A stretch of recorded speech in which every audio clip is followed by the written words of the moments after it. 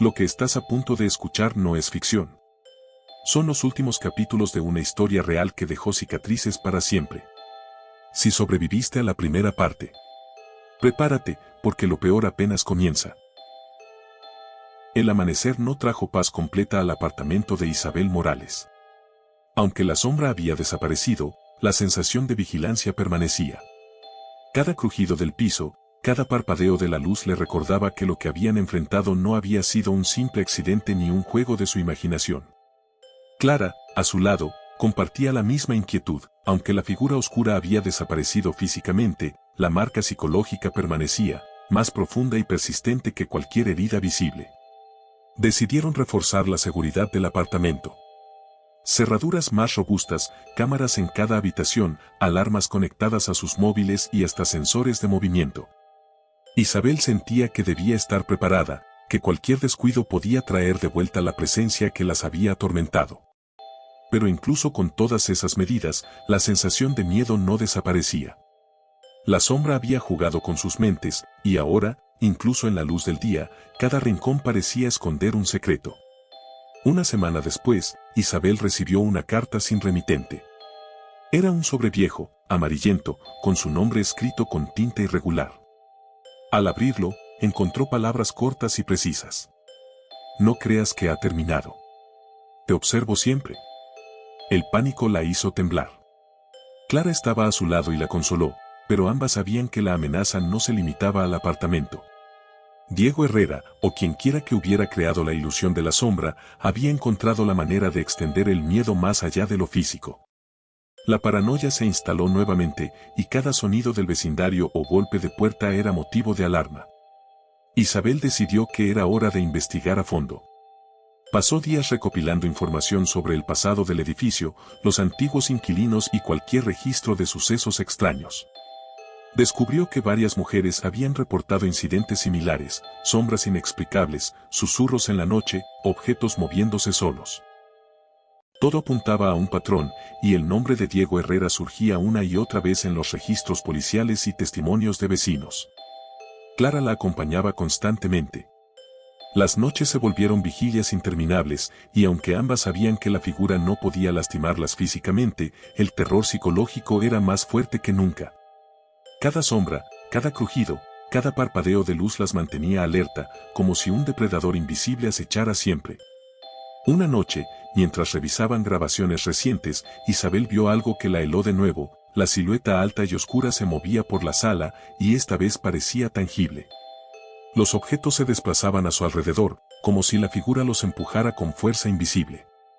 La cámara captó un destello que mostraba parcialmente un rostro humano, delgado, demacrado, con ojos penetrantes. Era Diego Herrera. Había regresado. El miedo ahora era una mezcla de paranoia y terror absoluto. Isabel y Clara se encerraron en una habitación, bloqueando la puerta con muebles y sosteniendo cualquier objeto que pudiera servir de defensa.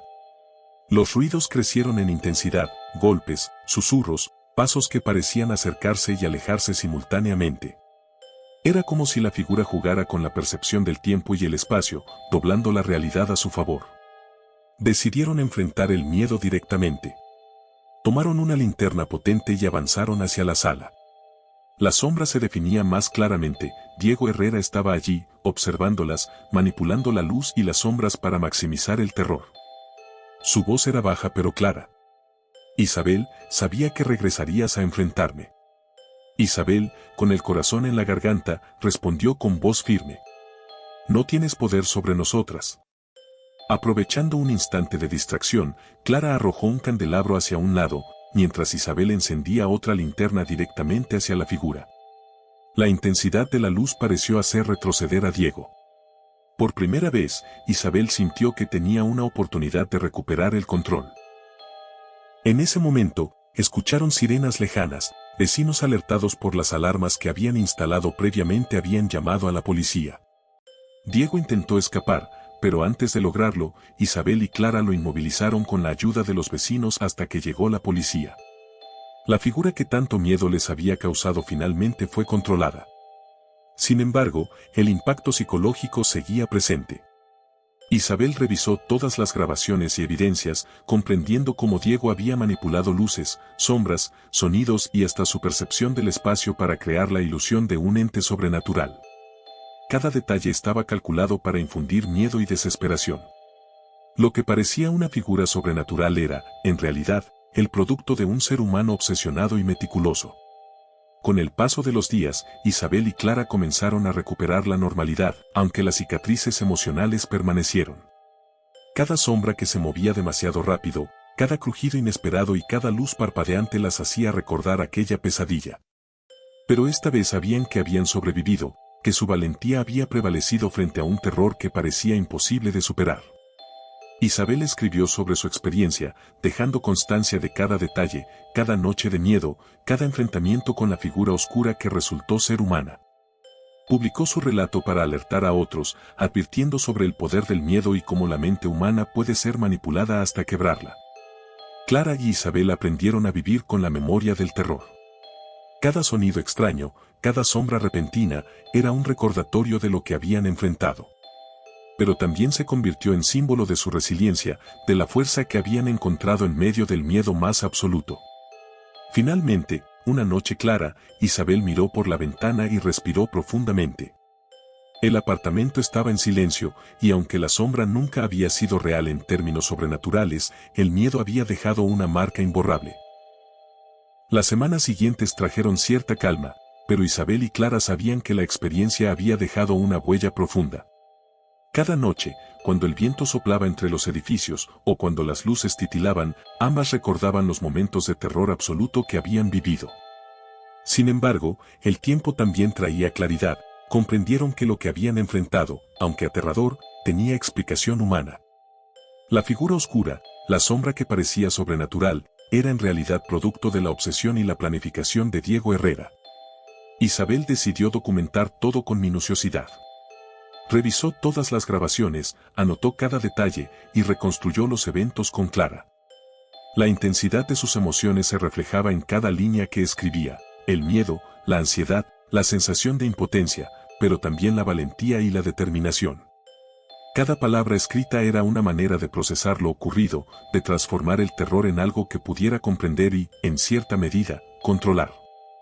Una tarde, mientras organizaban los archivos y fotografías, Isabel encontró un pequeño sobre sin abrir que había estado escondido detrás de un cuadro. Al abrirlo, descubrió fotografías de momentos cotidianos, su vecindario, su apartamento y algunas de ellas mismas, aparentemente tomadas desde afuera. La revelación fue aterradora, Diego había estado observándolas incluso antes de que percibieran la sombra. Cada paranoia, cada miedo, había sido cuidadosamente cultivado desde mucho tiempo atrás. Consciente de la gravedad de la situación, Isabel contactó a la policía y entregó todas las pruebas. Las autoridades confirmaron que Diego Herrera había desarrollado un patrón de acoso obsesivo hacia mujeres jóvenes y había utilizado técnicas de manipulación psicológica avanzadas para infundir miedo. La policía reforzó la seguridad del vecindario y se tomaron medidas legales para garantizar que Diego no pudiera acercarse de nuevo.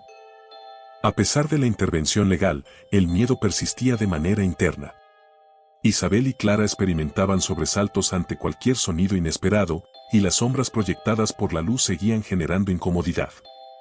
Pero a diferencia de antes, ahora podían racionalizar el miedo, sabían que la amenaza había sido enfrentada, que tenían control sobre su entorno. Durante semanas, trabajaron juntas para recuperar la normalidad. Limpiaron cada rincón del apartamento, reorganizaron los muebles y colocaron objetos que les brindaran seguridad y comodidad. Poco a poco, el hogar volvió a sentirse propio, aunque con la memoria latente de las noches interminables de terror. Cada objeto, cada pared, cada sombra contenía recuerdos de lo que habían superado. Una noche particularmente silenciosa, Isabel tuvo un sueño extraño. La sombra apareció nuevamente, pero esta vez era una figura difusa, sin intención de dañar. Parecía observarla, recordándole la experiencia pasada, como un eco de la memoria que había quedado grabada en su mente. Isabel despertó con un suspiro, comprendiendo que aunque el peligro físico había desaparecido, el impacto psicológico tenía vida propia. Con el tiempo, Isabel decidió compartir su experiencia públicamente. publicó un artículo detallado sobre los eventos, explicando cómo la combinación de acoso obsesivo y manipulación psicológica puede crear la ilusión de fenómenos sobrenaturales. Su relato se convirtió en un testimonio valioso para otros, una advertencia sobre cómo el miedo puede ser inducido y cómo la mente humana puede ser engañada. Clara también compartió su perspectiva, describiendo cómo la compañía y la valentía mutua les permitieron enfrentar lo que parecía imposible. Ambas comprendieron que la resiliencia se fortalece a través del apoyo mutuo, y que incluso frente al terror más absoluto, la determinación y la unidad pueden prevalecer. Un día, Isabel recibió una carta de una vecina que había leído su artículo. La mujer le agradecía por visibilizar lo que había experimentado en silencio durante años en el mismo edificio. Isabel comprendió que su relato no solo ayudaba a otros a protegerse, sino también a procesar sus propios traumas y miedos. La conexión con otras víctimas le dio un sentido de propósito, transformando la experiencia de terror en una herramienta para la prevención y la concienciación. A medida que pasaron los meses, Isabel y Clara comenzaron a dormir con tranquilidad. Las sombras en las paredes seguían allí, pero ya no evocaban el mismo pavor. Eran recordatorios de la valentía que habían demostrado y de los desafíos que habían superado. Cada parpadeo de la luz, cada crujido del suelo, se convirtió en una señal de que habían sobrevivido, que habían enfrentado lo imposible y habían salido intactas. En las noches más silenciosas, Isabel reflexionaba sobre todo lo que había sucedido. Comprendió que el miedo, aunque poderoso, puede ser enfrentado con conocimiento, preparación y apoyo mutuo. La sombra que antes parecía invencible era, en realidad, un reflejo de la mente humana, vulnerable a la manipulación y al engaño, pero también capaz de gran resistencia y fuerza. Finalmente, una noche clara, Isabel y Clara se sentaron juntas en la sala, con la luz de la luna iluminando suavemente el apartamento. No había sombras, no había ruidos extraños, solo la calma que habían ganado después de tanto sufrimiento. Isabel miró a Clara y sonrió, habían sobrevivido, habían enfrentado su miedo más profundo, y habían aprendido que la valentía no es la ausencia de miedo, sino la decisión de actuar a pesar de él.